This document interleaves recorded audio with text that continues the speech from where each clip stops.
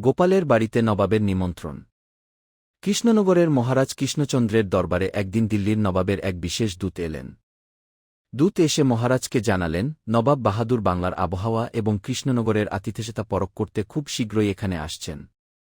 তবে তার একটি বিশেষ শর্ত আছে, তিনি কোনো রাজপ্রাসাদে আতিথেয়তা গ্রহণ করবেন না, বরং কৃষ্ণনগরের সবচেয়ে বুদ্ধিমান ও সাধারণ কোনো প্রজাদের একজনের বাড়িতে রাত্রিয়াপন এবং নৈশভোজ করবেন। মহারাজ কৃষ্ণচন্দ্র তো চিন্তায় পড়ে গেলেন। নবাবের আতিথেয়তায় সামান্য খামতি হলে রাজ্যের বড় ক্ষতি হতে পারে। দরবারের মন্ত্রীমশাই ফিসফিস করে বললেন, মহারাজ, এই গুরুভার একমাত্র গোপালই সামলাতে পারবে। ও যেমন বুদ্ধিমান তেমনি ওর রান্নাবান্নার হাতও ভালো। মহারাজ গোপালকে ডেকে বললেন, গোপাল, নবাব বাহাদুর তোমার কুটিরে নিমন্ত্রণ রক্ষা করতে আসবেন। রাজভাণ্ডার থেকে যত টাকা লাগে নাও, কিন্তু নবাব যেন পরম তৃপ্তি পান। গোপাল হেসে বলল, মহারাজ, রাজভাণ্ডারের টাকার কোনো প্রয়োজন নেই। নবাব বাহাদুরকে আমার ভাঙা ঘরেই আসতে দিন। আমি আমার নিজের সামর্থ্য মতোই ওনাকে খাওয়াবগুই। নির্দিষ্ট দিনে নবাব বাহাদুর সদল বলে গোপালের সাধারণ মাটির বাড়িতে এসে হাজির হলেন। গোপাল এবং তার স্ত্রী অত্যন্ত বিনয়ের সাথে নবাবকে স্বাগত জানালেন। নবাব মনে মনে ভাবলেন, একটা সামান্য চাষাবুষো মানুষ আমাকে কী বা খাওয়াবে। রাতের খাবারের সময় গোপাল নবাবের সামনে মাটির থালায় সাধারণ কিছু পদ পরিবেশন করল। প্রথম পাতে ছিল ঘিভাত, সাথে উচ্ছে ভাজা। নবাব তো উচ্ছে ভাজা মুখে দিয়েই মুখ কুঁচকে ফেললেন, এ কি গোপাল, এত তিতো জিনিস নবাবকে খাওয়াচ্ছ? গোপাল হাত জোট করে বলল, হুজুর, জীবনটা সবসময় মিষ্টি হয় না।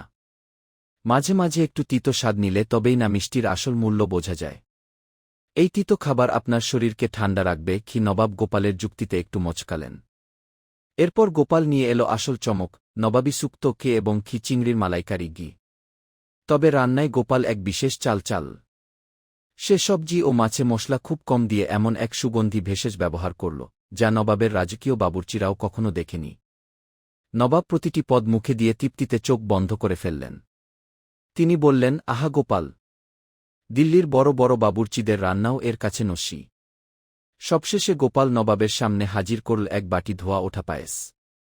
পায়েসটি মুখে দিয়েই নবাব অবাক হয়ে বললেন, গোপাল, এ পায়েসের স্বাদ এত অদ্ভুত সুন্দর কেন? এতে কি কোনো বিশেষ সুগন্ধি বা জাফরান দিয়েছ? গোপাল মুচকি হেসে বলল, না হুজুর, এতে কোনো দামি জাফরান নেই। এটি তৈরি হয়েছে খাঁটি গরুর দুধ, নতুন গুড় আর আমার স্ত্রীর পরম যত্নে। আসলে হুজুর, রাজপ্রাসাদের খাবারে বাবুর্চিদের কর্তব্য থাকে, আর এই গরিবের কুটিরের খাবারে রয়েছে ভালোবাসা। ভালোবাসার চেয়ে বড় কোনো মশলা বা সুগন্ধি পৃথিবীতে আর নেই গি। গোপালের এই গভীর এবং বুদ্ধিদীপ্ত কথা শুনে নবাব বাহাদুরের মন ছুঁয়ে গেল। তিনি পরম তৃপ্তিতে খাওয়া শেষ করে বললেন, গোপাল, তুমি শুধু বুদ্ধিমানই নও, তোমার দিলটাও অনেক বড়। পরদিন সকালে নবাব খুশি হয়ে তার গলার বহুমূল্য মুক্তার মালাটি গোপালকে উপহার দিতে গেলেন। কিন্তু গোপাল তা বিনম্রভাবে প্রত্যাখ্যান করে বলল, হুজুর, নবাবের নিমন্ত্রণ করাটা কৃষ্ণনগরের ভাগ্যের ব্যাপার, এর জন্য কোনো মূল্য নেওয়া অধর্ম।